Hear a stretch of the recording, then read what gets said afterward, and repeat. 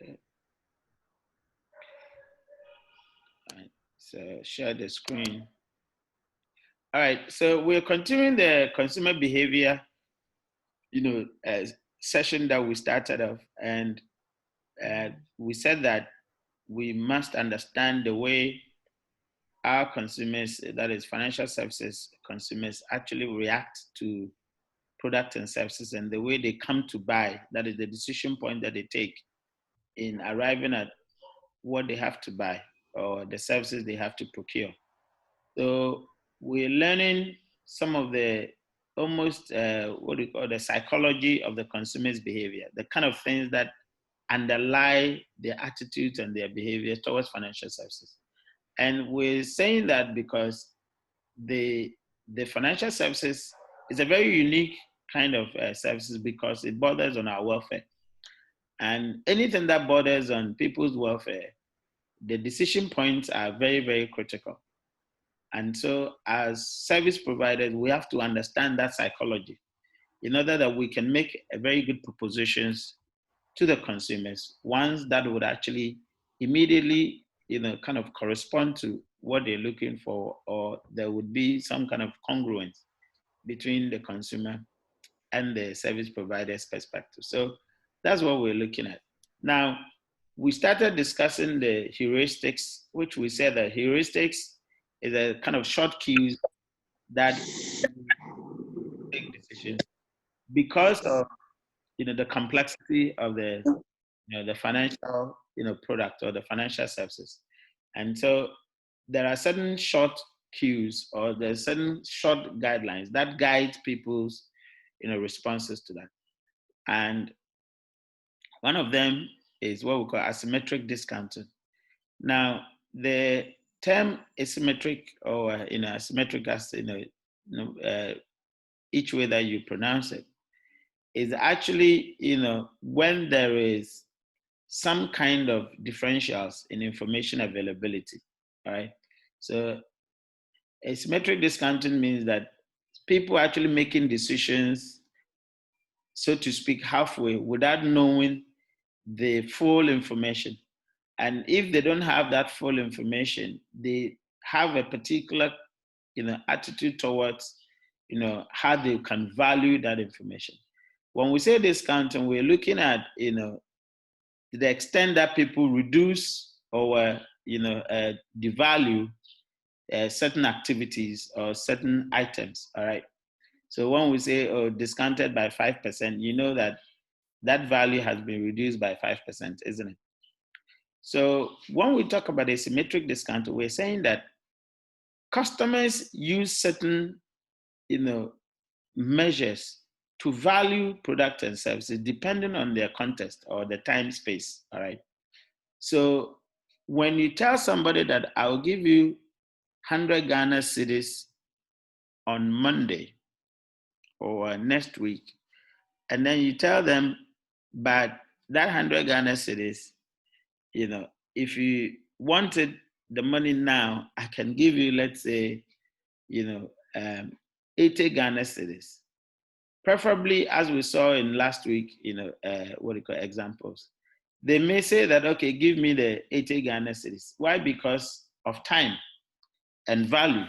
He thinks that the 100 Ghana next week is too long, so he can actually take 80 Ghana cedis. Now, little would they know that perhaps the time space couldn't have affected the value that much, and therefore they would have actually gained more, if they had waited for next week. But people reactions do not always work on that rational, perspective, as we saw, from the early slides that we looked at. So asymmetric discounting, as we have been, going through, is the idea that people use, the perception about value and time in order to judge, the value of, what do you call, what the service that they are getting or the product that they are getting. So it says that economic theory states that for a specified time frame, the discount rate applied to each payment must be constant. So that's why there's always a calculation of interest rate within a particular period, etc. But we have seen that because of consumers' constraint, that may not apply to them practically. And it says in practice, consumers use very high discount rates for immediate events and very low discount rates for very distant events. Now, when we take this concept, practically, what kinds of products and services do we actually sell within the financial services industry that you think asymmetric discounting actually affect or impact? Who can tell us from the explanations that we've had?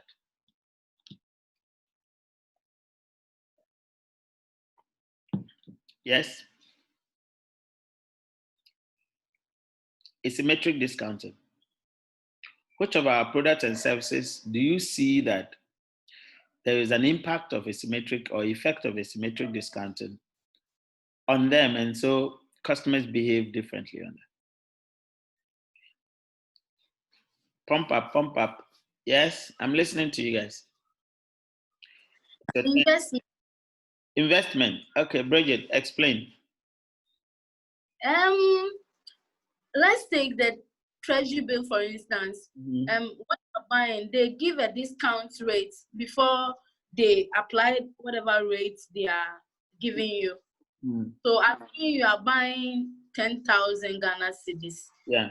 No, they don't take all the 10,000 Ghana. They take about 9,099 something. Yeah. So normally there's a percentage before they buy. They don't take everything. They leave some discount in your account. So what is consumers' behavior towards that particular product? Maybe sometimes you can even compare two different behaviors, two different products, so that you can see the example very clearly. So how do you think, or what do you think consumers behave towards that investment product or services that we're talking about? Yeah, some of them, they prefer the short investment like the T-bill than the long term with the bond. With the bond, you don't get a discount. They pick whole amount. Yeah. But the T-bill, they give them discount before they pick the amount. They pay in something into their account. So they give them their discounted. So some want discounted investment than the rest, with the one without a discount. Excellent. So now practically, how do you explain that behavior, or what have they told you are the reasons why they would prefer the T-bills, that actually gives them some immediate money before the You see, sometimes the discounted one is either they pay you the interest upfront, so that what if you have other ventures, you can pump the money into. But with the bond, they don't pay you immediately. So unless you don't have a need for the money in the like for a future, fine. But the discounted one, you can get your interest upfront and use the money for something. Unlike the bond, you can't. Excellent. I don't have to explain myself. No, you have explained it. So you see, there is in consumer behavior, even in communication, there's what we call immediate gratification. Yeah. Consumers are always looking for something immediately, some evidence, some, value, some fulfillment. All right. So although he's going to do an investment, remember that at that particular instance, it's as though the money is actually going off them. All right. It's as though they are spending it, but they're actually putting in for a future returns. All right. But in that particular moment that the money is going off them, it's as though there is nothing on them at the moment. So now people want to have something with them, before they realize that at least there is an advantage, or there is an opportunity. All right. So because of that idea of immediate gratification, that's why we say consumers will use a very high discount rate for immediate events, because you are giving them that initial payment. All right. they actually prefer that one because they could see some returns immediately. All right, they could have something with them immediately. But the ones that actually promises in a long term of a particular, value, they tend to, discount it with a very low, rate. And that's why, that kind of behavior. If you look at all the products that have their values or their returns long term, you realize that it is hard to sell, isn't it? Pensions, for example, all right, the kind of investment that Bridget was talking about, even insurance, all right, because the return or the output is in the future. It is difficult to sell insurance than to sell even loans, isn't it? Because loans have what immediate gratification character. So when you go through our product portfolio or our service portfolio, you realize that almost every financial product that has its output at a later date, it is difficult to sell, isn't it? And then those that have their output or their results in the immediate, it is very easy to sell those. And for example, credit card.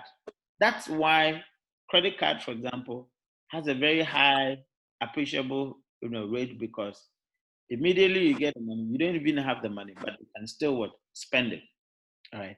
Now, so we must understand the consumer's behavior towards products that have immediate gratification or those whose gratification is at a later date.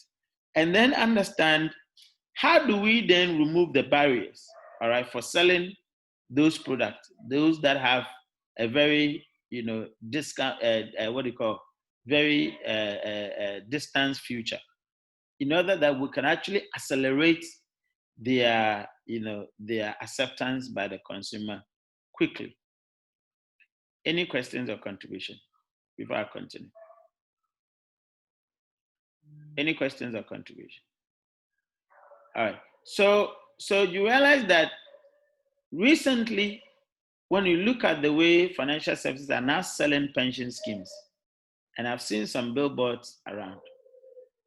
Now, some companies actually, I think it was the SNIT or one of them. I think one of the tier 3 or whatever providers. I've seen an advert where they actually add holidays, all right, holidays to your pension contribution and say, if you contribute to so and so, you gain some kind of, holiday to some places. They're giving some offers, all right, as a way of actually baiting people in order to actually take up, those products. Because although, yes, pension would, benefit you in future, majority of people will come and say, what if I don't even grow to that level? What if I don't even, what if, I'm not there to redeem it? People bring in so many other reasons why those products and services are not attractive to them. And because of that, companies are now finding certain ways to actually remove those barriers in order that, it could appeal to them. All right. So we say that because consumers use very high discount rates, for immediate events, whenever you're actually giving them immediate propositions, all right, you have the opportunity also to charge what higher prices on them because of the benefit that they are getting as the immediacy. So you realize that they would actually prioritize the immediacy of that particular product than the cost that they are incurring on them.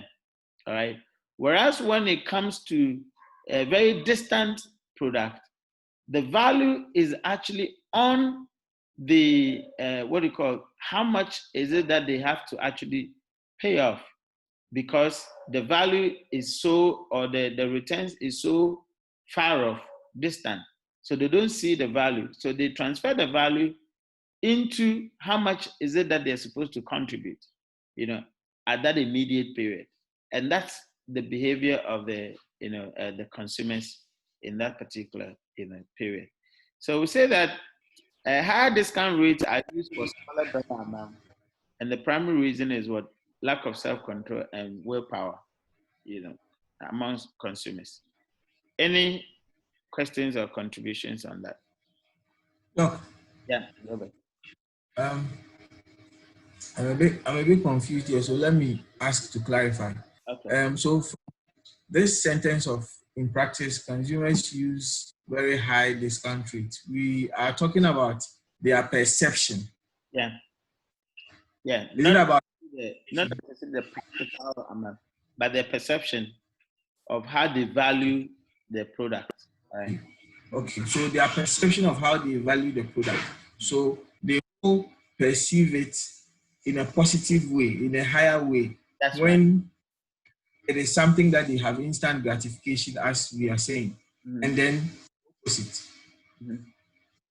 comes in for things that the gratification will come at a later date. Yeah, exactly. Okay, on the basis of that, I'm now looking at it from the side of the institutions providing the service. That's right. Because for instance, if you look at the how T-bills run, some institutions run both ends. Yeah. Where they run some packages such that there is a usual discount rate which we are speaking about now. Let's say if it's a 91 day and it's a discount rate system running, they might pay at, let's say, 13.5. Then they have ones that they run as interest rates.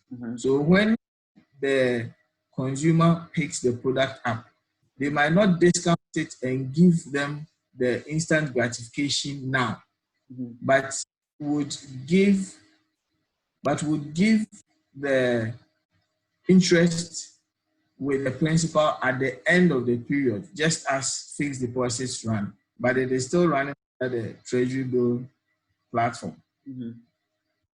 Yeah. So when you compare the two, if the discount rate is like 13.5, then you would see the interest rates at a little bit higher. Let's say 13.75 or 14.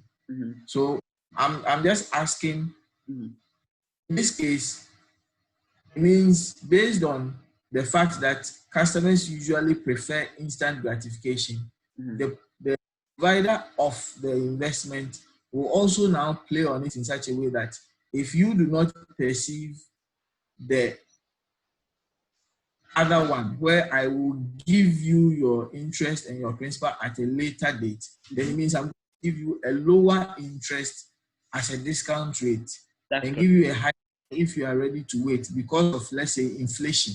Yeah, that's correct. And you realize that I think last week there was an example that was said. I don't know whether it was in this. Yeah, Gilbert, you said it about your friend who calculated the regulators. You remember that example?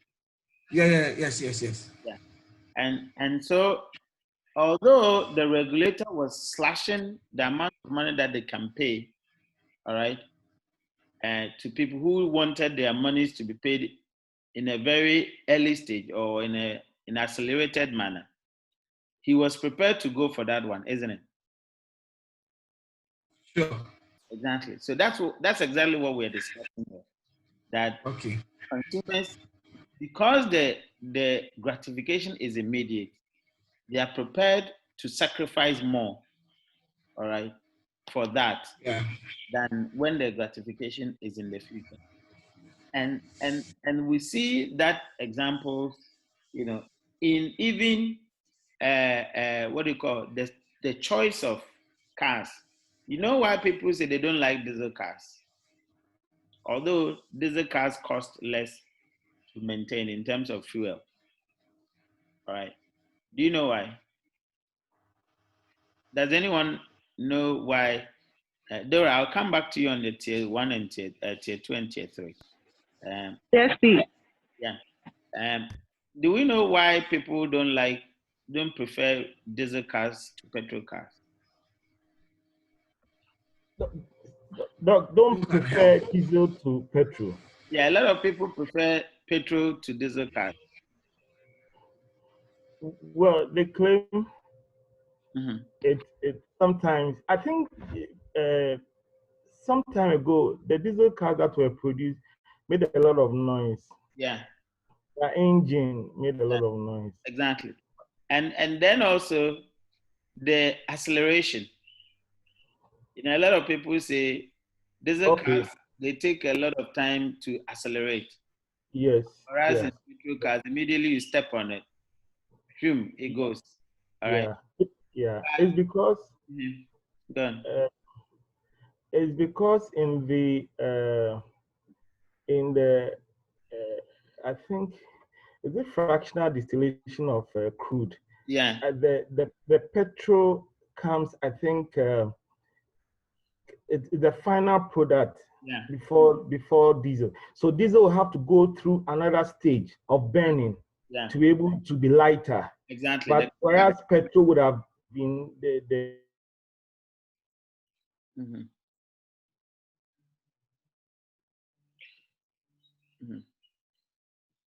whatever, yeah, be able to be lighter and then to do the work that it has to do.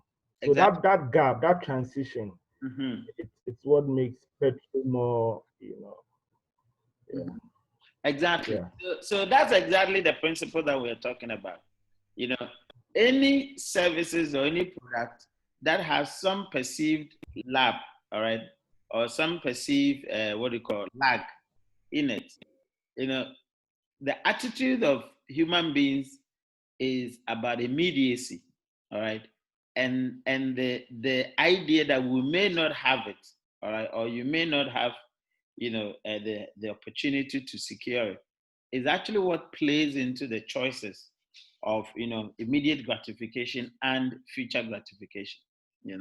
So you see that people who promises you know, a lot and then actually make people perceive that perhaps, that could be gotten ASAP are, much more preferred than people who will be giving others some future, So even in our local language, people say, Ope abin wahana, say Ope debi debi, then then they will say, oh, they like, that type of the concept of those things. And that's exactly what it is within the financial product that we sell, right? There are those that have future benefit, there are those that have immediate benefit. But the consumer is not actually bothered about the cost of it, so long as they're actually experiencing the benefit ASAP. So like the diesel experience, because with the petrol, immediately you step on it, the combustion, is just quickly, you can speed ASAP. Although there's a claim that diesel cars take time to pick up speed, and when they do, they run faster. People still want to go for the petrol one because there's an immediate. Yes, if you have something to say on that. No, I'm fine, Doc. Okay. So that's the same concept that we are talking. So we have to be mindful that there's a reason why some of our products may experience hard sell. That is, if you're actually in charge of selling two products, one with immediate gratification, one with a later gratification, know that consumers' reactions towards these two products are going to be different. And I'm sure you even experience it in the treasury bills that you're talking about, 90 days or 60 days or whatever days. So long as the time period or the turnaround time is short and people would experience gratification early, the attitude towards that product is much more quicker, right? And they're most likely to even go to the extent of paying more for them than the later date product.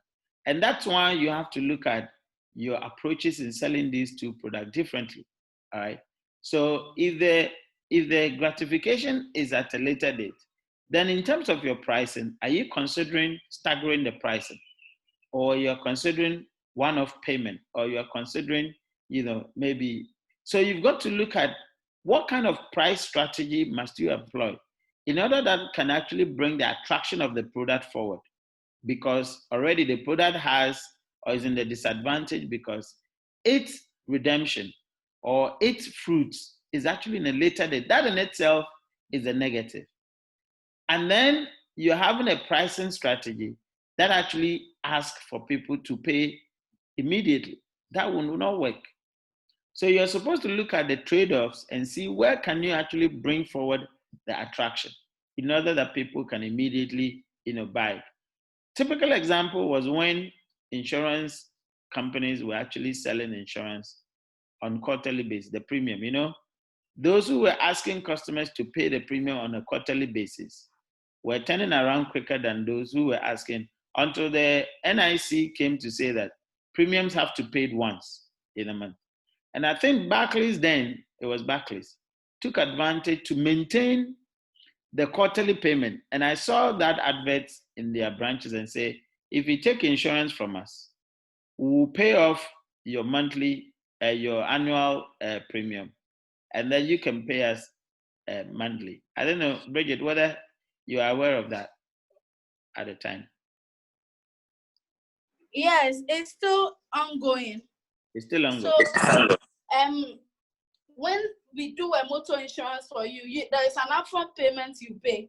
Mm-hmm. So the rest can be stretched over the years for you, over the months for you to pay.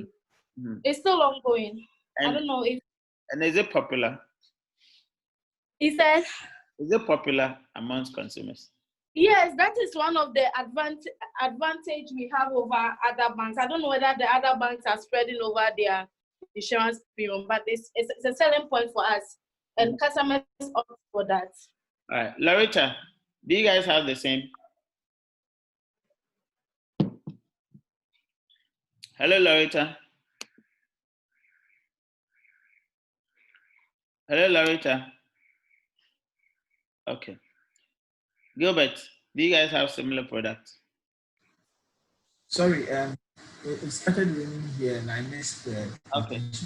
Okay, so we're discussing the idea of insurance, and when insurance were being sold, in quarterly basis, some of the companies, until the NIC came to say that premiums have to be paid once, in every year.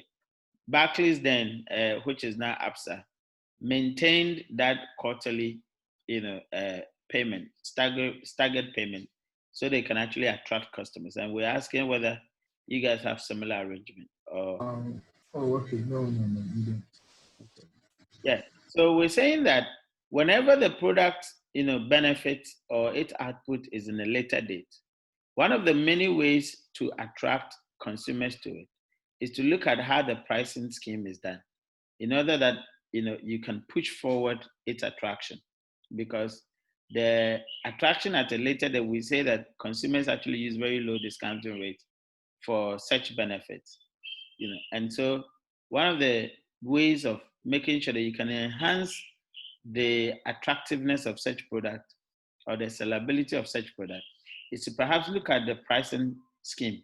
Maybe you can have, some staggered payment scheme, or you can have a very, high discounting scheme, in order that you can improve on the product's, acceptability. All right.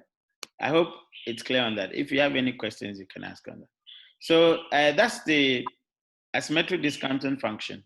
We're saying that in time, as the time goes by, the consumer's level of attraction to certain products increases, all right, because of the time space.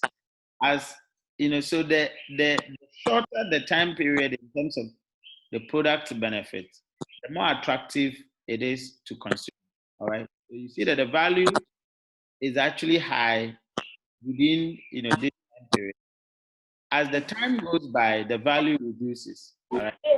So we have to be mindful of the characteristics of our vis-a-vis consumers, behavior and attitude towards product. All right. So who uses asymmetric discounting procedure? We say that the purchase of energy-saving appliances is undervalued by consumers, isn't it? If you have to tell a consumer that, oh, there's a fridge that is AAA or A+, that can actually save you, on electricity, but the price of the fridge is this amount of money because of the energy-saving character of it. You see that people do not necessarily, are positive to it. And similar stuff is actually happening to, what do you call the solar panels as we have them. All right, you realize that solar panels or the solar energy is having difficulty in getting, what do you call consumers attracted to it because of its benefit at a later date, as opposed to the immediate, benefit. So we're saying that whenever the product has that later. Bobby, yep. Bobby, sorry to cut you. I was thinking of this insurance thing when you were discussing. Yeah. Like the life insurance, the banks we are into this insurance now. Then let's take the funeral insurance.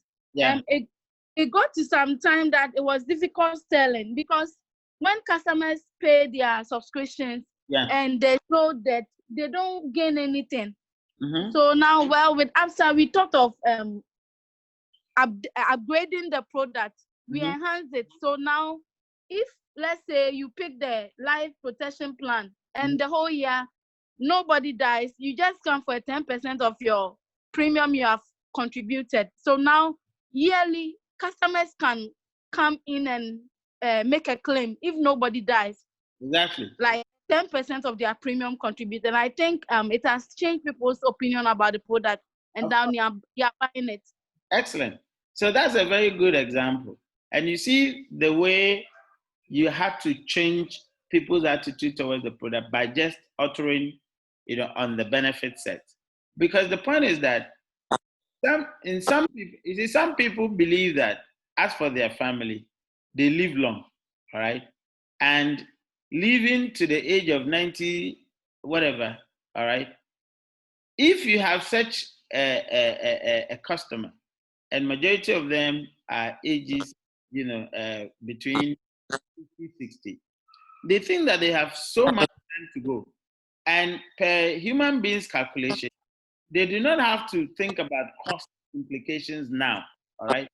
Some people may even think, oh, in 5 years' time, I could even be a rich man, all right? So they can even take care of the funeral by themselves. Do you get it? So when you look at some of these instances, it would actually become a barrier to people's, attractiveness or the attractiveness of the product to consume it. So you've got to actually look at the characteristics and then, make sure you can modify certain parts of the product in order to make it much more attractive. Yeah, Bridget, you want to say something? Yes. Okay. Yeah. I was following what you were saying. Okay, good. So Gilbert, what I said was that if you take into consideration solar panels, all right, this is the kind of impact that we're having on solar panels and its attractiveness. Although it is known that solar panels, can actually save you money in terms of energy cost. The idea that it's upfront fees, all right, are this how much to actually pay into having solar panels are too expensive. People rather would go for, the normal, what do you call, electricity, because they think that the upfront fee is too high, all right? So the same asymmetric discounting implication is actually on the energy saving, systems, all right?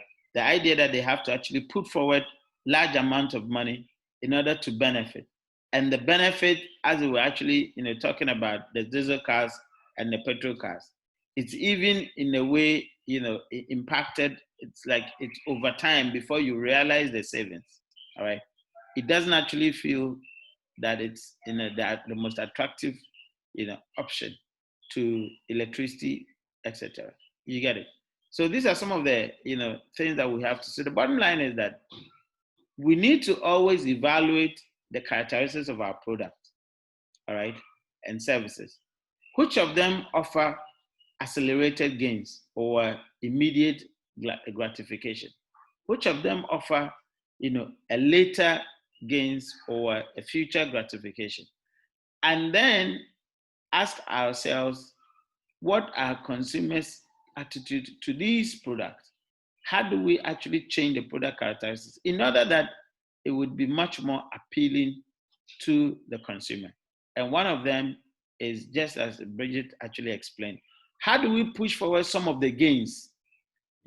So part of the gratification, can we actually push them forward instead of being at the back? So that could be the attraction point. And we will see another theory called anchoring. We will come to appreciate that. That will actually attract people that, yes, although the gains is in the future, we can give you part of it now in order that it would actually serve as an attraction to the consumers. Are you with me? Gilbert, is that clear to you? Yeah, yes. Thank you. All right. So the next, the next one is what we call the attraction effect. All right. Attraction effect is also one of the heuristics that we must understand how they actually play on the consumer's decision making. Now, we all have in our lives, we all have things that actually attract us, all right? And the same principle actually work in financial services. One of the things that we always say is that, and that is common knowledge, that men are attracted by what they see, isn't it? And we say women are attracted by what they do. I think I've forgotten the women's one. Larita, can you help us? Or Dora? Joseph, if you know, you can. What they hear?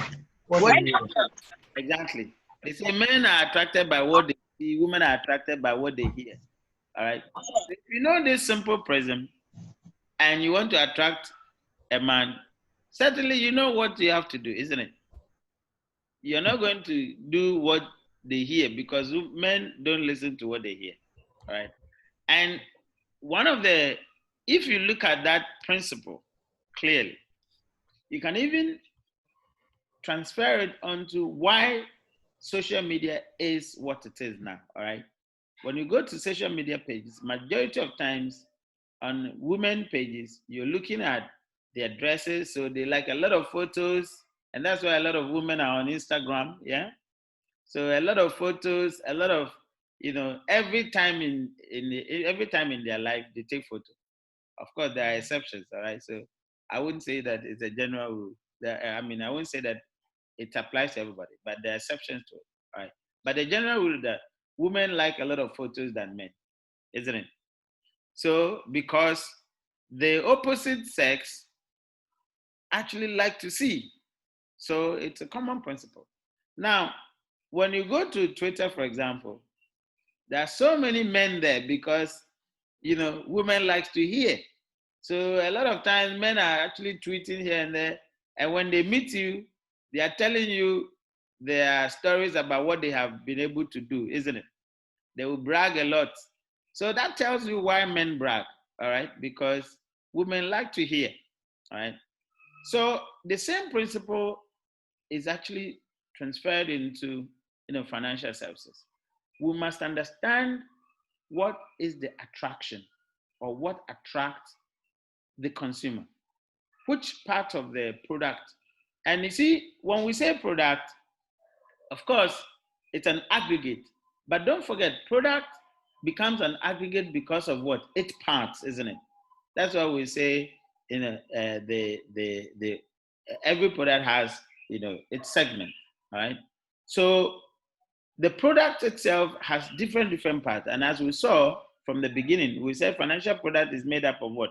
The input, the output, and the time space, and then the risk, all right? So if you take each and every product, you can dismember it into portions, all right? And then you ask yourself, which of these portions of the product or which of these attributes of the product is the attraction point for the consumer? I hope I'm clear on this. Yeah? Which of these parts of the product is the attraction point, for the consumer? So you realize that when you take a loan, the consumer is asking you the first question, how much is it the interest rate? All right. How much am I supposed to pay a month? All right. Now, these are the questions the consumer is likely to ask you.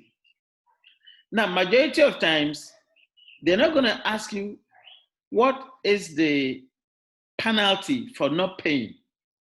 Even if they ask, very few people are going to ask you that. And if more people are going to ask you that, even that question in terms of rank order may come at a later date when they have asked you what's the interest rate, how much am I supposed to pay in a month? How long is the loan period going to be? Isn't it? Who can actually add to this? Yeah. What are some of the critical questions consumers would ask you if they're coming for loan? Yeah. Who can help us? Larita?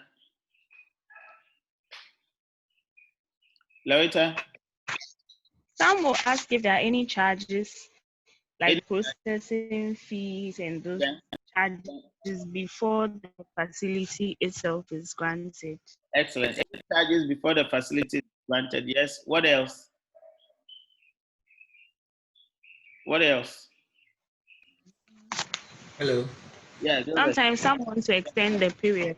Extension, whether there could be extension of the loan period, right? Yes. Okay, good. What else? Whether the rate will be fixed or variable. Whether the rate will be fixed or variable. Okay. Now, all these questions, which one do you think consumers normally ask? I mean, predominantly.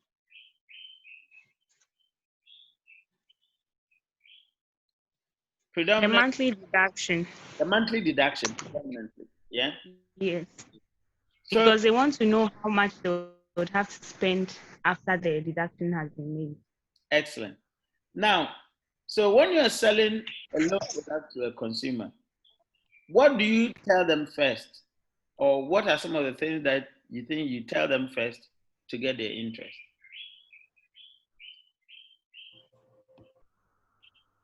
Joseph, you want to say something?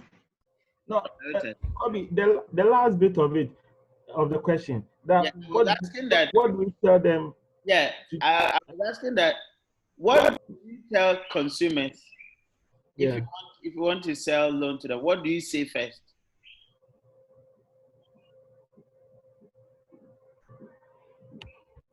And for us, our loans, the deduction is done as a reduction rate. I've forgotten the term, but so every month the amount you are actually deducted, it reduces. Mm-hmm.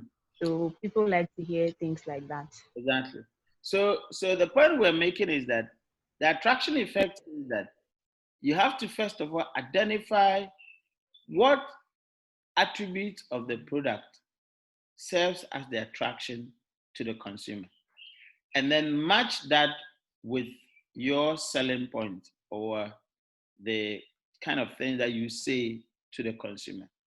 So in each product or in each services, you've got to actually list down all the attributes in rank order. That is, in the order of importance to the least importance, that you think in the minds of the consumer they will be focusing on the most. All right, and use that in your selling point. And so, when consumers are actually giving insurance, for example, these are the kind of things that they will look at: the price, which is the premium, and then of course the liability coverage. That is how much they actually get in, at redemption. So if they have to redeem that policy, how much are they getting? So in the attraction effect, sometimes people have the conception that the kind of attribute that people actually ask the most, or it most appeared, in the menu, is the one that is the best. All right. So when you're giving something to somebody, or someone comes to your office, they can ask you, oh, which of this option do people go for most? All right. And they say option B. Then he's thinking, okay, I think I will also go for option B. They are not sure. And remember, we are looking at heuristics, means that people do not have absolute information to make decisions. So they are always looking for what? Shortcuts to use it, to back up their judgment or to help them make decisions. So immediately people are able to establish what they call bandwagon effect, or establish that quite a lot of people go for this particular option. That's the option they also want to go. Whether that option will suit, will suit their individual needs or not, they do not have the ability to make that judgment. So they are making the judgment based on what people are actually, taking. Bridget, you have a point? Make. It's true, because with T-bills, people ask for okay, madam, which one do people go for? So sometimes you tell them that some wanted 3 months, then others who want the 182 days. Mm-hmm. So when they weigh the two, okay, then they make a decision. Okay. So in the same way, if you are, for example, an agent, insurance agent, and you're introducing options to consumer, although this approach could be unethical, you tend to introduce an option that perhaps appear twice. All right. So if you look at the examples here, you have policy A, 1,275 with the liability coverage of 150,000. Policy B, 1,569 with coverage of 200,000. Now, the agent then introduces another, option, and it says policy C. So the insurance broker presents you with 3 different auto insurance policies provided by 3 well-known insurance companies. So these are 3 different insurance companies, all right? Then the one insurance company has 1,725, and then 1,275, and then 1,569. So you realize that the 1,275 has appeared twice, isn't it? Yeah. Okay. So immediately he introduces that policy. Then in the minds of the consumer, they're thinking perhaps that policy is the best one. All right. Because almost 2 firms are having that particular policy in place. So both ways, on behalf of the companies, if customers actually see that more than one companies are selling the same kind of policy, all right, the confidence in that policy goes high because they think that that's the best within the market, all right. In the same way, when they hear that a particular policy is being chosen by a lot of consumers, again, their confidence is high because they think that's the best, policy in the market. Are you with me? So when it comes to attraction effect, 2 sides, which of these, attributes of the product are consumers fixated on? And how do you actually push that into your narrative in order that, it would attract them? Which of the attributes are people also choosing that you can actually tell consumers that this particular attribute or this particular option is the reasons why people like this particular product so much, in order that you could actually bring their minds to the most popular in order for them to actually choose. So the attraction effect is that look at the attribute that would attract or that attract consumers the most, and use that attribute in your sales narrative, or push that attribute in front of your, advert, or in front of your communication. That could actually attract consumers to the product. Am I clear on that? the attraction effect. Right. Am I clear on that? Or any questions on that? All right.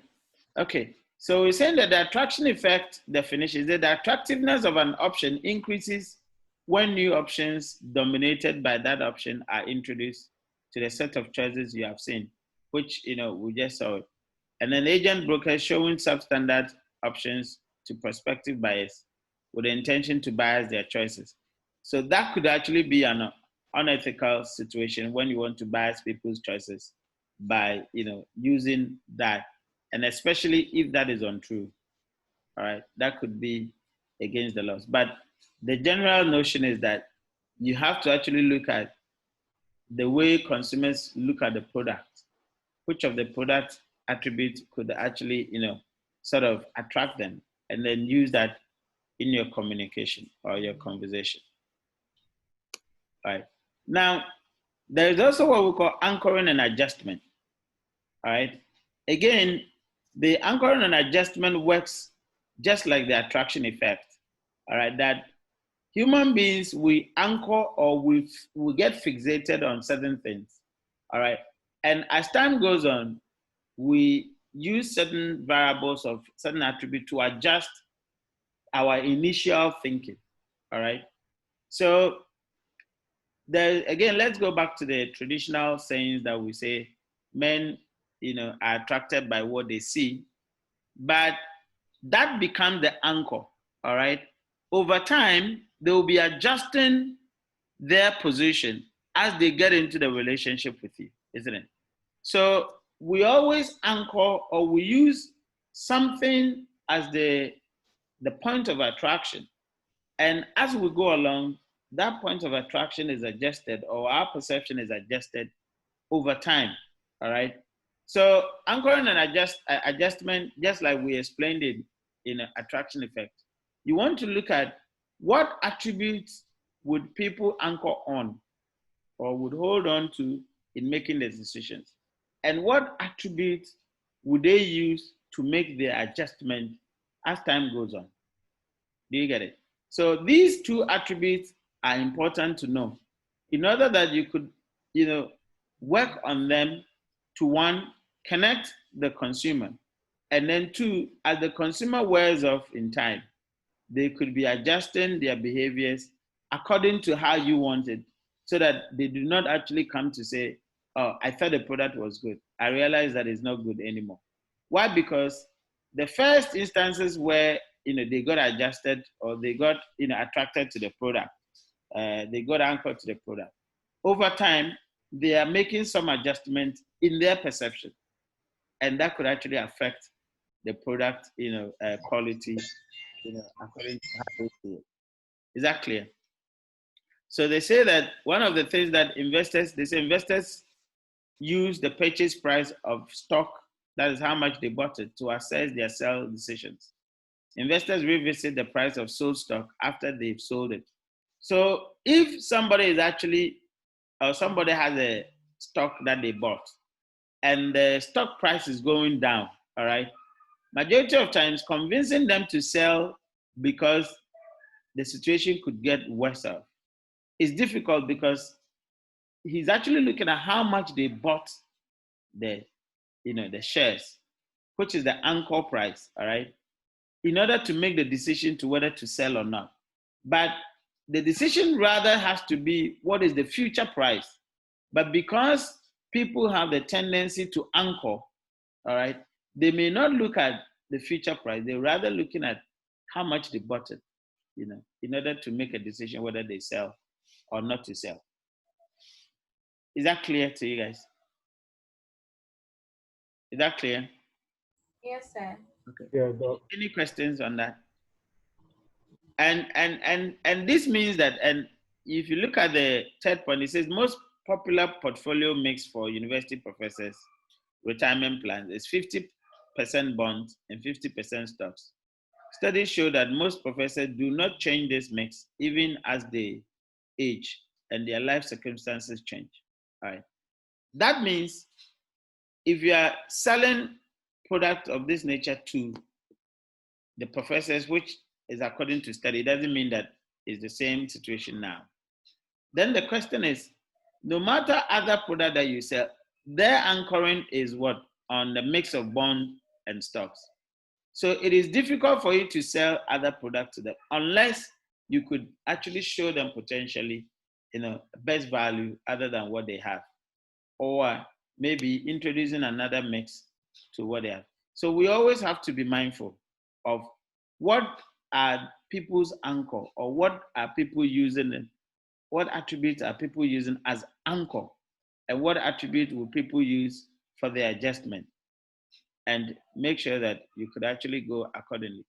When people buy loans, we've come to understand that they may be anchoring on, how much interest rate, and therefore how much, would they be paying monthly. What do you think are the features of the loan that they will be using for adjustment? Yeah. So we have come to understand that in buying loans or securing loans, the consumer is going to ask you about their monthly payment. So how much are they supposed to, pay that loan? All right. That will be the anchor. What do you think will be the adjustment or the attribute for them to adjust, their decisions, whether it's been worth it or not? Or you can use any other product. Yeah?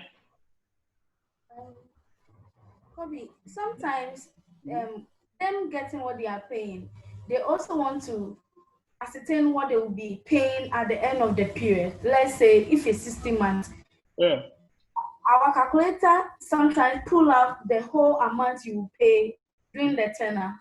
Yeah. So they weigh that one too and see, okay, if I take, let's say, 100,000 at the end of the period, I'll be paying 125. Well, looking at the time frame of money, is it worth going for, or should I discard it? So they weigh these things and they think, well, okay, so the bank will be getting this at the end of the period. Well, exactly. I think I'll go for.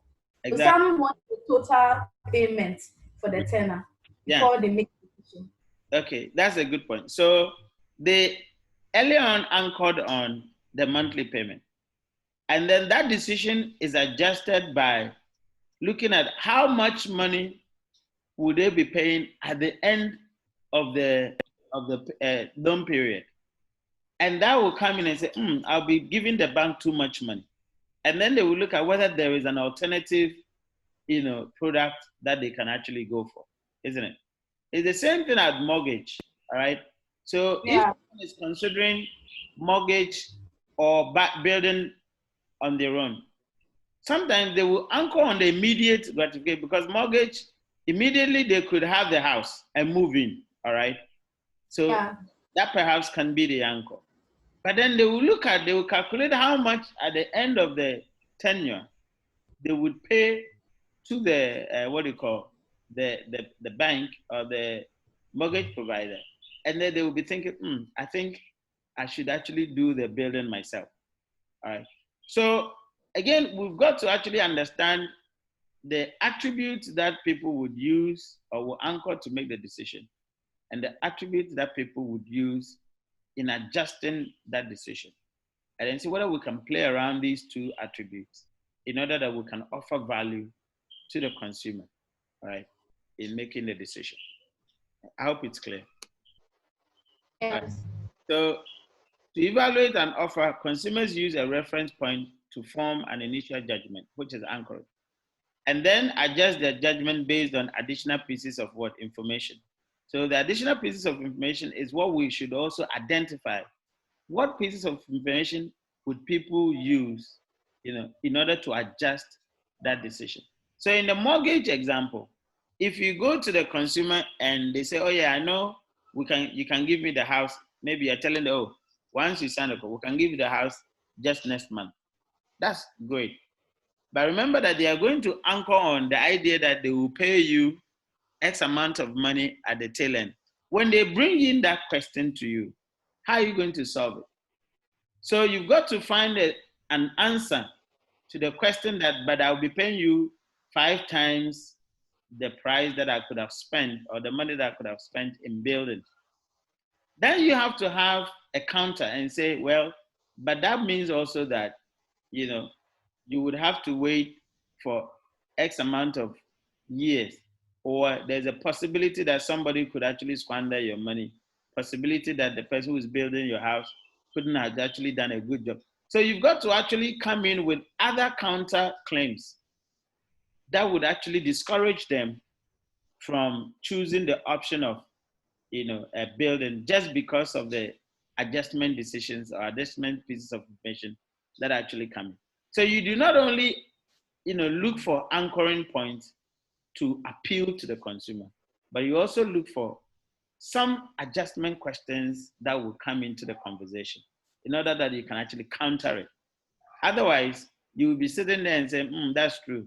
But then you haven't sold the product because you have not prepared to counter the consumer's claims in order to make your product appealing. Are you with me? Yeah. Any questions or contribution? All right. So we say that those who uses anchoring and adjustment most of the time, real estate agents, just as we talked about the attraction effect, they know that when women are buying homes, all right, where do women go first when they're buying homes? Or when women are looking for, house to rent, all right, which part of the home do they go first, or the house? Or which part of the, rooms do they look at for first? Kitchen. The kitchen. Excellent, isn't it? So once you know that women will anchor on the kitchen to make a decision, real estate agent will always take women to the kitchen first. You see, so they say, so they will say that, you see, we've given you a very big kitchen, and then from then on, they would actually make adjustment in it. Men will look for what? Which part of the house? I think maybe the compound and the size. Exactly. But that's just a wild guess. Yeah, so men may look at compounds, sometimes they will look at living room, especially those who like games, the gamers, all right? So you have to actually understand the way people anchor, and then what will be the adjustment point? What are some of the things that will be the adjustment? Let's start with women in a home, real estate. They love the kitchen, fantastic. What will be the adjustment areas or the pieces for information to make adjustment of their decision? The location. The location. Yeah. Why? Why the location? Probably the time it will take for you to maybe get to work or okay. market or other stuff. Okay. So the anchor of the kitchen, fantastic, but then they will look at things like markets, and even friends, isn't it? Yeah. Proximity to mother or family members and friends, it's crucial to women. All right. So they would then use those things to kind of adjust their decisions, etc. Right. Okay.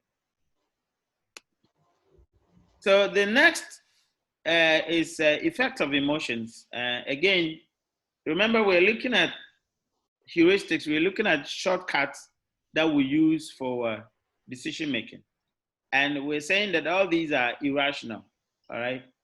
That is contrary to the rational decision making that we looked at first. So we're saying that irrationally, people have other perspectives for making decisions other than the rational position that we looked at. And we're looking at each of them, step by step. Now, the effect of emotions also come into our decision making, isn't it? And these are, mental budgeting, beliefs in eventual turnaround, etc. Now, if you look at the way we deal with our wages, all right, our salaries. Before your salary is paid, what do? You have already done some mental calculations in your head, all right, allocating the money. Or you think this one is going for this person, this one is going to this one is going to that.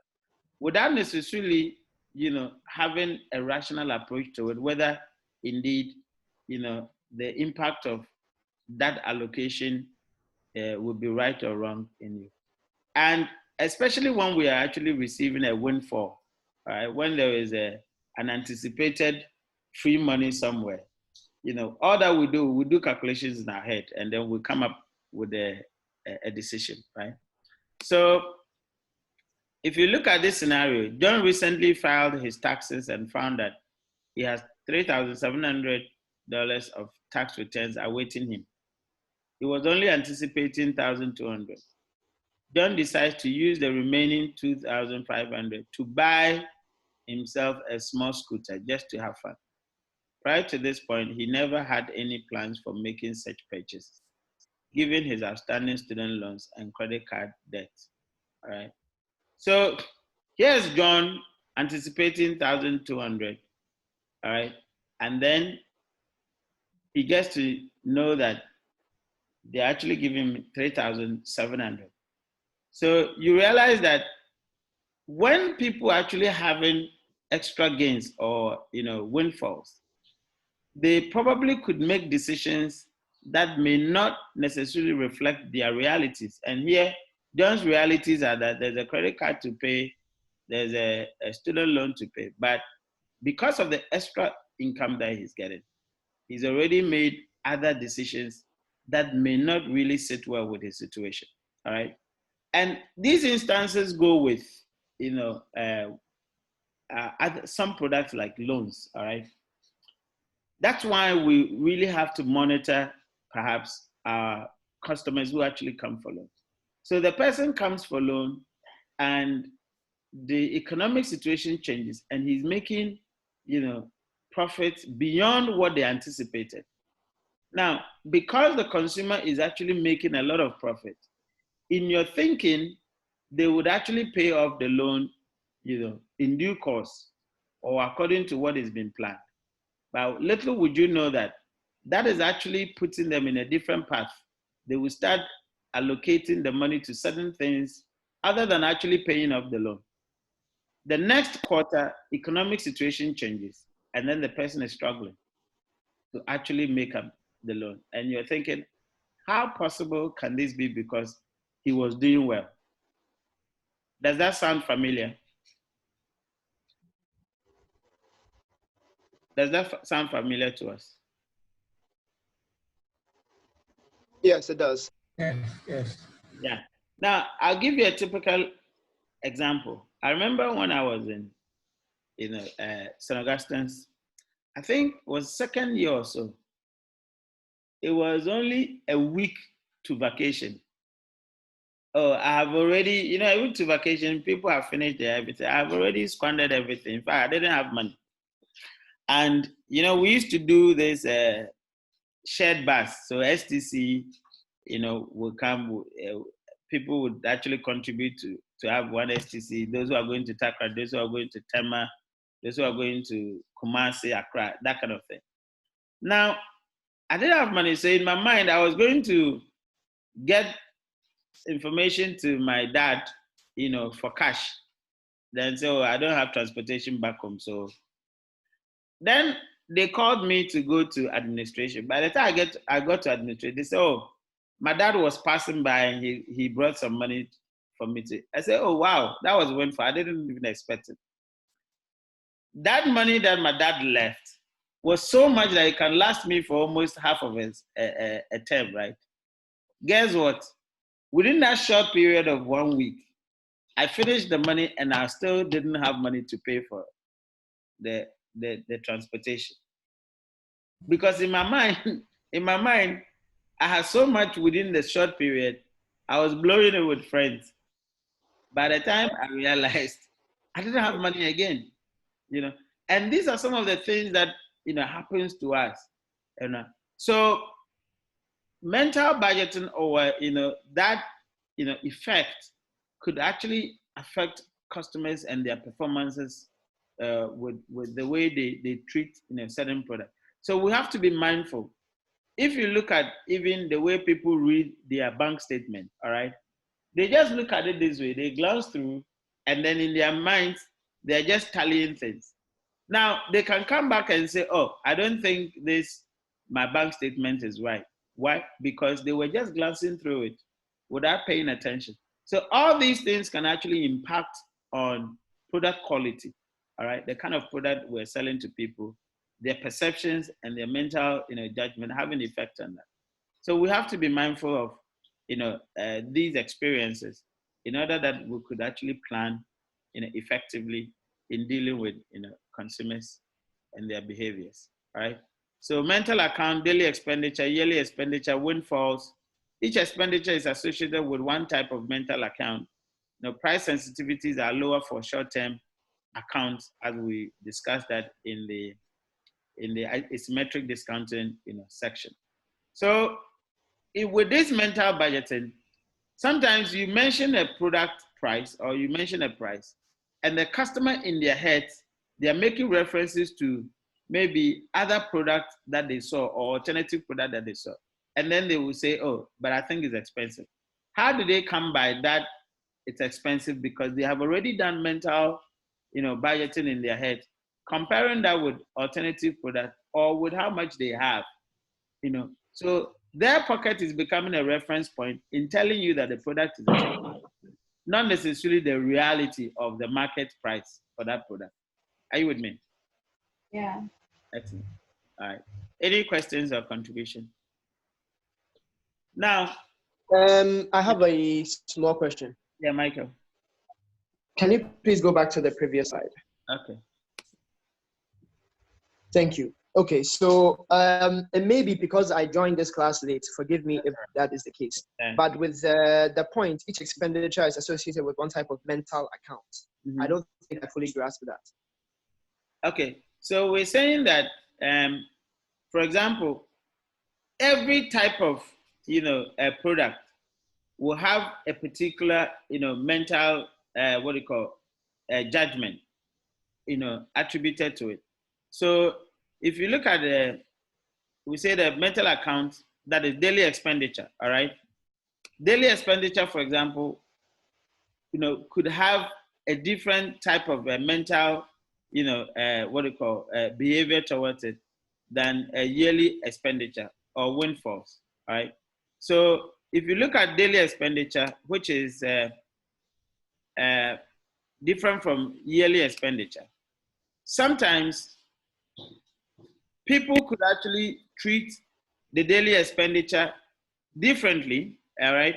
And then the yearly expenditure, they may pay more attention to it or less attention to it, depending on the consumer's own status as well.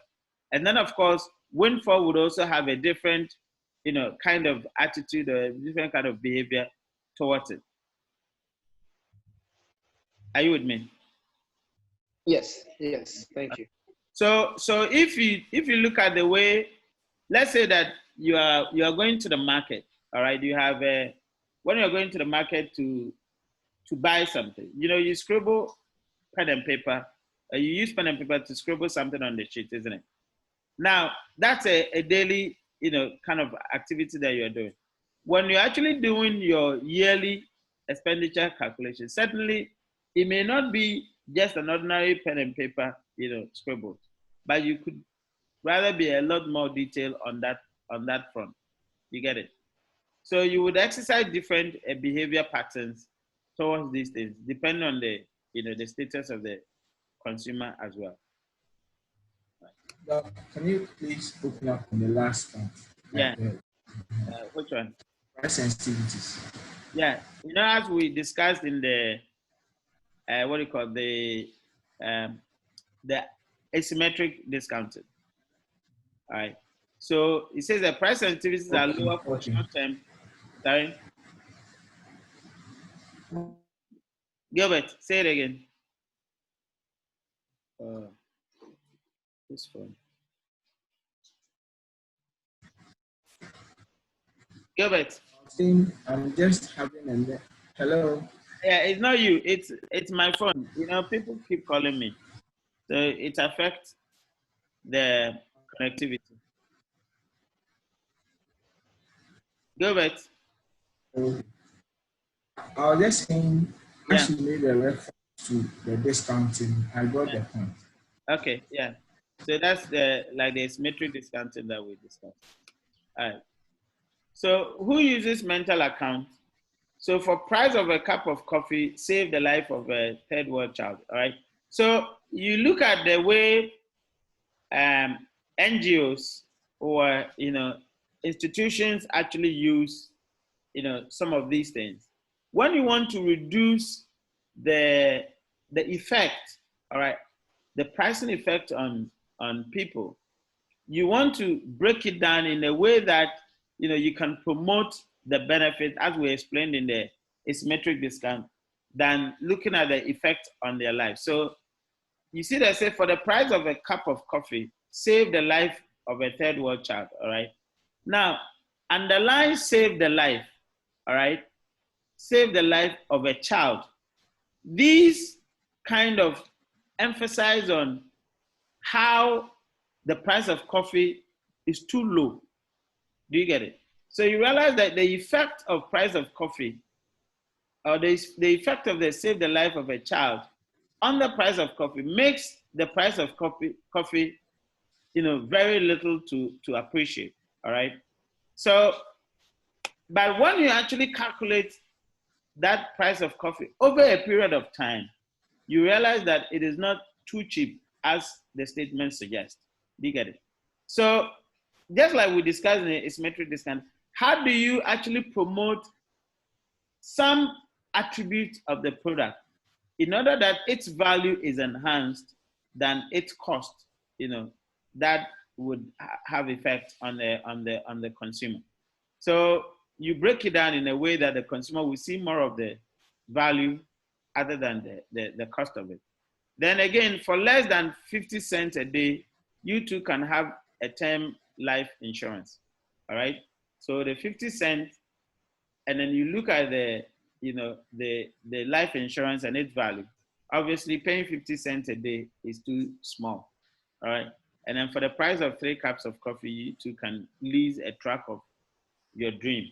So you realize that in these examples, the pricing effect has been reduced by the way it has been staggered, or the way it had been framed, that you are paying, you're not paying in full, but you are paying in some kind of staggering manner in order that you don't actually feel the effect. And then they have enhanced the value of the object in question in order that people can actually feel attracted to it, right? So you use all this, and the reason why it's a mental accounting is that as you mention it, the person is actually calculating in their head to understand the effect on them and the value in return, and realizing that no, the effect is not that much, but the value is high. That's how you actually do it. And we can actually apply this in our own pricing schemes. I remember when I used to work with T-Mobile, and there was the internet, we're selling data bundles. Data bundles were not attractive because they had just, been in the market. Voice was more attractive than, data bundle. The way we used to sell it is that although it was a monthly product for, let's say, £5, we had to break it down into a daily, price, and say that, oh, if it's £5, we will say, oh, it costs you only, let's say, 50p a day or 10p a day. And that actually reduced the effect, on the consumer, and then promoted its benefits, more than its cost. All right. Any questions on that? Okay. So the next on the heuristic, okay. Yeah, Bridget. This water awake. Yeah. They have the advert that they do that you buy one and you save a life. Okay. Yeah. Exactly. So they're actually promoting the life saving, in order that you can see less of the effect of how much you're buying. Oh, okay. Yeah. So that's exactly what we're talking about. So in your mind, if you look at it, definitely life saving is much more important than how much you're buying. But you may realize that if you have to actually practically or rationally look at it, you may perhaps realize that perhaps the price is even more than the market rate. But because they're promoting more of its value, all right? Yeah. You don't actually see that, from that perspective. Right. There is also what we call believe in eventual turnaround. That's another characteristics or another behavior of consumers, all right? Consumers believe in eventual turnaround, and we all do, all right? We have certain bases for our belief. And one of them is just a universal, all right? We believe that in time, things will get better, isn't it? Yeah. We always believe that in time, things will get better. And the same way it affects, consumers use the same behavior, the same attitude in making investment decisions, all right? So for example, the shares is getting bad, but they're not prepared to sell it, all right? Because they think that over time, things will improve and the share price will go up. So you would say anything, but they will not sell it, all right? The same way, sometimes people would actually take a loan, all right? They didn't perform, and in that period, they want to come for more loan, all right? Now, there's a tendency to give them more because you're believing that the situation will change, all right? So beliefs in eventual turnaround is part of our behavior, that we have to also monitor. But then the question is, must you give them more or must you not give them more, all right? But we have the tendency to say, yes, things will turn around and so you have to give them more. But that decision must actually, must be critically taken because you can't tell unless you have a very solid information. But we're saying that these are some of the, irrational decisions that we take. A friend took your money, they come back and they say, give me more because I think I can do better. And then you're still giving them because you believe that things can actually turn around. So why investors keep losers or sell winners, as we're saying, rationally, the reference price point used for selling decisions should be future price expectation for stock. However, people look at how much they bought the stock to make the decision. So when they're actually selling their stocks, they're a little bit, uncomfortable because they thought that they bought it more than what they are selling it. But in actual fact, it was the future price they're supposed to actually look at. Now, similar conditions behavior is what we call the reversing risk preferences. All right. So investment product, option 1, deposit 100 in the bank. Option 2, 10% chance of getting 1,000 or 90% chance of getting 0. All right. So people, depending on the product that they are buying, would actually take these decisions, whether option 1 or option 2. Now, being an investment product, which of the options would you go for?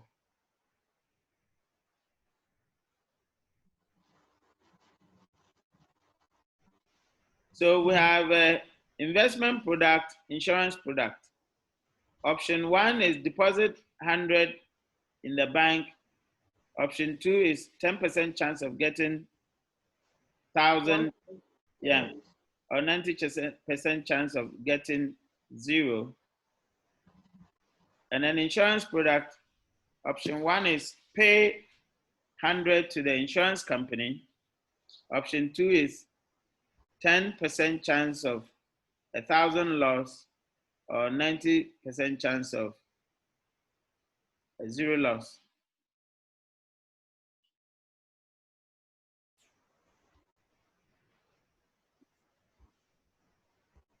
Oh. Hello, can you hear me now?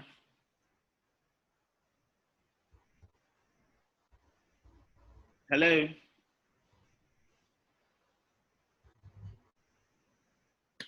Hello? Yeah. Hello, guys. You can hear me now, right? Yeah, there was a call coming into my cell. Yes, sir. Okay, I can hear you. So the investment product, they deposit 100%, 100 in the bank. It means that you're not getting any interest, right? But the option 2, 10% chance of getting 1,000 or 90% chance of getting 0. Which option would you go for the investment product?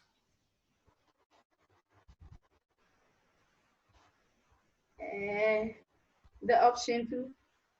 Option 2. Option 2, you have only 10% chance of getting 1,000. So there's a high propensity for losing your money.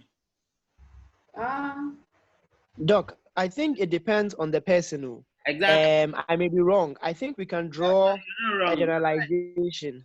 Yeah, I think we can draw a generalization, yes. But then, for instance, maybe for somebody, $100 is not too much to lose. So they would rather take the risk of 10% chance of getting 1,000.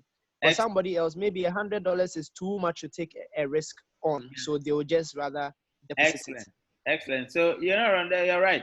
So other factors come in the evaluation, all right. But we haven't actually disclosed that because it's in the next of the slide to talk about the other factors. But we're saying that in the absence of any other reference point, we're looking at how consumers will react to these options. And then you'll be able to tell their characteristics, all right?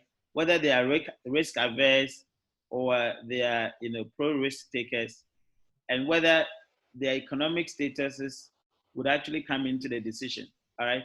So we're saying that for investment products, people who are actually risk averse, or people, as Michael said, who are actually at a particular economic status levels, may choose option 1 because that is the low risk option. For option 2, you have a greater propensity to lose your money than gaining, isn't it? So it depends on the person's economic status and their risk, attitude or their attitude to risk. Then they will choose option 2. But most people are likely to go for option 1 for the risk, risk-free option, isn't it? Okay. Yeah. Now, for insurance product, pay 100 to the insurance company, but option 2, 10% chance of 1,000 loss, or 90% chance of 0 loss. All right.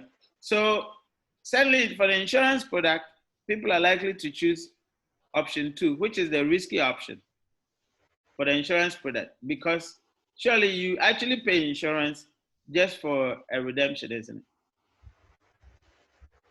Okay. So just as Michael actually said, depending on the profile of the consumer, and as we said, every financial product has these facets. Of course, the risk calculation of the consumer, etc. You have to actually bring that in to determine which of these reversing risk preferences would people actually choose, right? Now, 8 is non-rational escalation of commitment. Of course, these heuristics are plenty, all right? We will not go through all of them in terms of examination, but it is good to know them, all right? So that when you're making the decisions at work, you'll be able to understand how these, actually play up in terms of the product offerings, etc. And as I said, it is even general. You can apply it to other, services as well. So non-rational escalation of commitment, that is when, as I cited earlier, when people ask you about loans, when somebody has come for loan from you, and then they are demanding more. I mean, if you look at the eventual turnaround belief and this one, you realize that they're almost similar. It says, you loaned 15,000 to a distant friend who was planning to set up a small retail business. Several months later, he approached you again, stating that he has been experiencing difficulties with his business. However, he tells you that he does have some good news. In particular, he states that if you loan him another 15,000, he would be able to turn the business around and give you all your money back. Alternatively, if you don't loan him the additional money, the business will go bankrupt and you would lose the original loan. What would you do? Okay, so let's answer that. What would you do?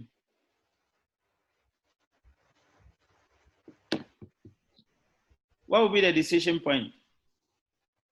Okay, Kobe, I would like to attempt. Now, Maybe it's not necessarily attempt. It's a decision point. So yeah, go on. Just say there's okay, no. so first of all, before you lending the loan to your friend, you should have a rough estimate. If you know the total cost of whatever your friend is using the money for, then it will inform your decision of giving that particular loan. So you need to assess it before you give out. Probably for him not being able to utilize the money effectively to achieve a certain goal, probably we also fail to analyze the initial point of call. Like if we are taking into consideration the entirety of the project or the whatever you put the money for, it would have informed our decision of giving the person enough than for the person taking this money and coming back for a top up. In some way, that is my take on. Yes, so there was not a proper initial evaluation of how much we needed to actually get into the business, right? But now that they've come back, would you give or not? Okay, I want to get something. The loan, was the person paying monthly or the person had not make an attempt to pay anything at all? Exactly. So these are some of the questions that would actually come in the assessment, isn't it? Whether you have to do more or not. So those information are not clear to us. But in the reality of the assessment, whether you have to give or not to give, you need to do these evaluations or these, questions. You have to ask these questions to plug in, the information gaps. All right. Yeah. Okay. What else? Who else can answer? So what have you? Also, you are saying that you will not make the decision until you have filled in those gaps. Is that what you're saying? Yes. Because losing $30,000, assuming your friend is not able to pay, is a lot. Yeah. So you rather refuse the 15,000 and. Yes, at least let me lose one, because if I invest and I don't get my money, it will be a big problem. Yeah. I will lose everything. What's the probability that if I add up, you will be able to pay the 30,000 to me? Yeah, good question. So it's really dicey. Good question. Okay, who else? Non-rational commitment. I can attempt something. I can try. Yeah. I think it depends on a lot more than just a simple yes or no. I think you have to request some information from him. What is his business plan? What's the reason why the 15,000 didn't work the first time? Has he reviewed it?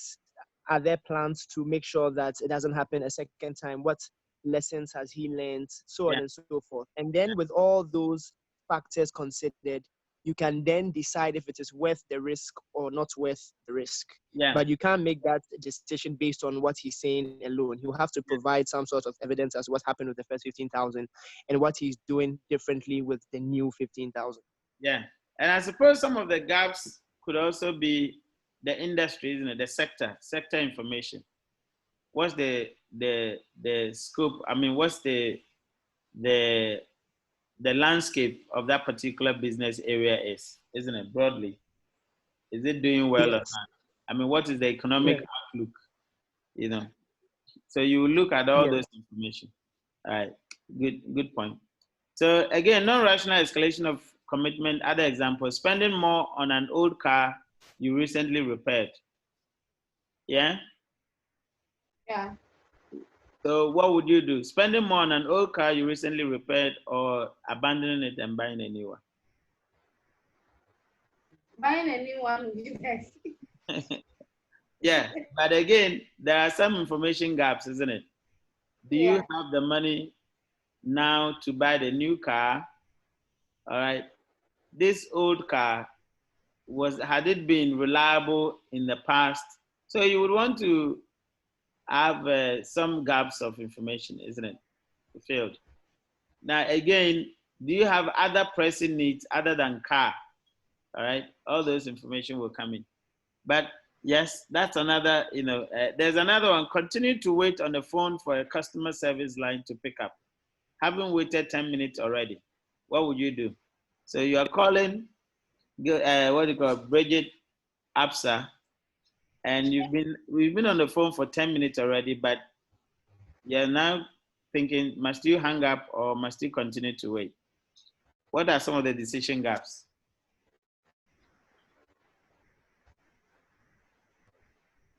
Yeah? Are you waiting or you are dropping the call after 10 minutes? I'm definitely dropping the call. You're definitely dropping the call. Okay. Definitely dropping the call. Yeah. So again, that would sit on quite a number of decisions, isn't it? One, whether you have to attend to something else or whether the issue is really pressing. I mean, if people actually, you can see physically that there's an online fraud on your account. Maybe you have 100,000. Somebody had gone to take, let's say, 5,000 of that account. And the only way that you can get to Barclays, or let's say, I keep saying Barclays, ABSA, is by call. Perhaps you would want to stay for more than 10 minutes, although you've been there for that long. But if you have other options of contacting them, you probably would want to drop the call, isn't it? So again, there will be other information gaps that you need to fill. The same as keeping with the declining stock, continue with the war, considering the large number of people. So the decision makers who commit themselves to a particular course of action have a tendency to make subsequent decisions that continue that commitment beyond the level suggested by rationality. So there are some people who would actually continue to take a particular decision because of certain things, like what we call decision arrogance, all right? There are some people who don't change their minds. When they take a decision, that's all they take, they stick to it, all right? There are some people too who would actually want to revise their decisions at every point in time. So again, it depends on the characteristics of the consumer, that you're dealing with. So all these things actually give us an indication that we must always understand the consumer and our product, all right? The profile of the product or services is very crucial, and the profile of the consumer is very crucial. Then these two profiles have to be aligned. You need to actually examine what the profile of the consumer is in line with what the profile of the product or services, in order to come to an understanding the consumer's reaction or behavior towards that particular product, in order to be able to appeal to them. Is that clear? Yeah. Mm-hmm. Okay. So let's say lack of necessary information, as we said, and the performance of information search, all right, or poor knowledge of risk or decision arrogance. These are the things that actually impact on our behavior as we have described them. So the issue of giving the consumer, your friend, more money could actually be in a gap or a limitation of information search. You haven't checked whether the economy is doing well. You haven't checked whether the sector he's in is still profitable. You haven't checked whether the person who came for your loan, that is your friend, is being responsible with the money, all right? You haven't checked whether there are other competitive offerings in the market. That's why he's not doing well. You haven't checked all these, yet you want to give them more money. That could be termed as reckless. So you realize that the information gaps that we identified have to be filled in order to actually be confident in the decision that you are taking. Otherwise, that would amount to recklessness, all right? So lack of necessary information actually makes us behave the way that we do, all right? And then if you look at poor knowledge of risks, for example, why would people actually just go through the idea that they're having a windfall, all right, and then make a decision to buy a car, because they haven't actually calculated that perhaps in the next quarter, they could be in trouble in terms of personal finances. And if you look at my instance that I cited, perhaps, I looked at how much it was in my hand, and I looked at the time frame, and I thought, oh, it is too short a period for me to be out of pocket. So it means I had a poor knowledge of risk assessment, all right? And that is how it makes certain people take decisions the way they do, and they go wrong. So poor knowledge of risk, and then risk assessment actually is part of the, contributes to the kind of, information, heuristics, or the heuristics that we use to make judgment on product and services. And then decision arrogance, as I said, sticking by the decision that we've taken. Some people do not change their minds whenever they take a decision. Could also impact on the way we behave. Any questions or contribution? Or any case study for us? Anyone has any point to me? Okay. So I just made an interesting observation. Yeah. I think it was 2 slides back when you spoke about one of the non-rational escalation. Yeah. If you could please go 2 slides back. Yes, this particular one. Yeah. Yes, just an observation. I don't think it has much bearing on what we are learning today, but it was just an observation that it seems like this is also something that we see a lot in human relations with each other. Yeah. Especially maybe a marriage that is not going well, or maybe an old-time friend who you hear has been saying things about you. Mm-hmm. Usually you would realize that people go through the same mental calculations as we have outlined here. So I just wanted to mention that. It was very interesting for me to note. Yeah, you're right. So we do all these because we give them passes, isn't it? So they've told you that a friend is actually backbiting and slighting you, but then you look at how far you've come with them, and then you give them pass, isn't it? Exactly. Yeah. Exactly. The same way, a relationship that are not going well, then you think, oh, we've come this far, so why not hang on a little bit? So we do that. It's a regular, and the same thing actually, comes into our commercial life. So that's what we're talking about. How do we use these shortcuts? So that's why they are so powerful as reference point. So in business, whenever you invoke these things to consumers, they tend to listen to you. They tend to pay heed. All right. Let's say that a customer had been with you for, let's say, 20 years. All right. One day they get up and they say they want to come and cancel their account. One of the most potent tools to say, oh, you've been with us for all these years. You know us well, we know you well. Why do you want to go to some place where they will only treat you badly because they don't even know who you are? All right. That's very potent. And because they sit, as Michael is saying, with our socio-cultural frames, it is easy to convince the customer by that than actually telling them that, oh, we can give you more loans, or you can give you more money, or we can increase this. Those things may not mean anything to them. But the idea that you're actually telling them something that sits with our socio-cultural beliefs and behavior, it now would dawn on them that, oh yeah, why do I want to even cancel? All right. So exactly the reference that Michael is making. They are very, very potent and very, convincing, than actually resorting to more commercial narrative. Right? Okay. So under performance of information search, I say time limitation and opportunity cost of time, uninvolving or unexciting choices. So you realize that people may not have time, to actually look out for information, or they're thinking, oh, I have to use my time for something else. And all these things actually impact on our decision making because we do not have enough time, or we think that we have time to do something better than what we do. So if we underperform in the information search, it affects the decision, making. Or, if consumers do not have access to certain information, they could take decisions, that border on what we have just, talked about. And we say that who uses information search and the performance, one-stop shopping for financial product.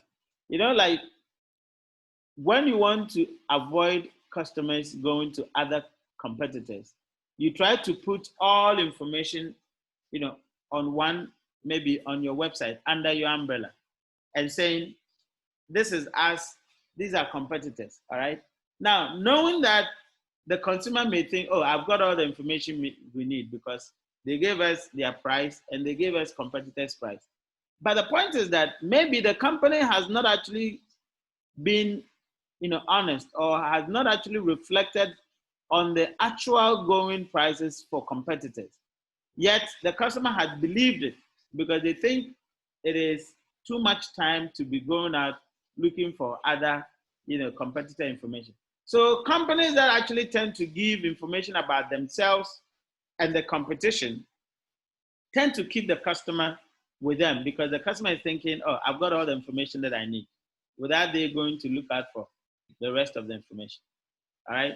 So give us a call. We'll find you a good deal. But if we can't, we'll tell you who can, including our own competitors. Such a behavior is that the company is trying to stop the consumer from shopping around. All right. And in most cases, they work a lot because the consumer thinks that they do not have time to go around. First time brokerage, bank, or insurance account. All right. They do that. I hope you understand the point I was making on that. Anyway, Yes. yeah, poor knowledge of risks. Again, consumers' ability to practically understand what's going on, could be limited, and that could actually affect the decision that they make. So you see, consumers estimated, probability here, and the actual probability. And when consumers do not have, so the ideal consumer here is that naturally you would think that consumers would actually, look out for, the actual issues or the probability, the issues that are happening. But in most cases, the actual probabilities, you see the line here, these are the time frame, and then these are the probability period. So you realize that it is actually going down. So people's knowledge of risks is limited. People cannot even evaluate, or as we said, we couldn't even think about the corona, happening. So almost all the decisions that we took at workplaces in terms of the year, all the projections that we make in terms of the year, were in our blind side of corona, all right? Just because we do not have, risk, enough risk understanding, and that actually affects, our decision making. So low probability events overestimated, high probability events underestimated. So events that we know that, they would happen, we probably may not, put premium on that. Events that we think that may not happen, perhaps we could actually, overestimate them. Because obviously, maybe this one, we have been going through it, over time. So we think that we have the knowledge set to deal with them, Right. Anyway, so the logic is actually estimate. Anyway, any questions or contribution? I'm sure the rest you can actually read. Any questions or contribution before we close? Yeah. Yeah, Dora. I forgot. Yeah, who can explain to Dora tier 2, tier 3 pension schemes? Dora, the pensions, the government actually, the regulator actually reviewed the Pension Act, right? Well, because, because apart from the compulsory pensions that obviously employers, the government pay, the employers actually pay on your behalf. They also brought in other the tier 3, all right? Okay. The tier 3 is not mandatory, right? I think the tier 3, yeah. Who knows about the tier 3? The tier 3 is what the employee pays by themselves. All right, is it a case? Gilbert?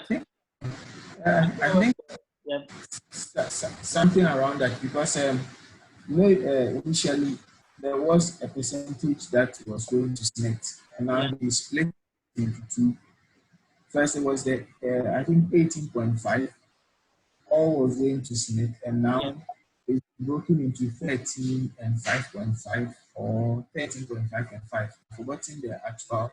Yeah, so the 13, the major one goes to the tier 1, which is SNET, of course, and then based on the pension fund managers, whichever one the institution pays, then you send the 5% to them. And then the tier 3 is usually the one. So, for instance, for us, our tier 3 is handled in-house. We handle it in-house. But for some institutions, they still send their tier 3, which is purely to fund manager. So basically, since that one is not mandatory, it depends on how in-house it's worked on and managed. Yeah. Okay. All right, Dora, you understand it? Yeah, Kobe, I do. Yeah. So the tier 3 is not a mandatory pension. It's just the one that are actually managed by some of the pensions fund managers. And I think the sectors have their own. For example, the judiciary has its own fund managers for tier 3, and I think the teachers, they also have their own fund managers, for tier 3. But for, I think, tier 1 and tier 2, it's handled by what do you call it, the SNET, as Gilbert was explaining. Okay, thank you. Okay. Anyway, any other questions, please? All right. I think we can. I think I had one from slide 45. Yeah. Yeah, go on. The second point under logic, attributions and confirmatory hypotheses on causes for others' mishaps. Yeah. Could you please elaborate a bit on that point? The first one that says it won't happen to me. Usually when things happen to people, we don't think that is our case. The church people have it in a simple terms. It's not my portion. Are you with me, Michael? Yeah.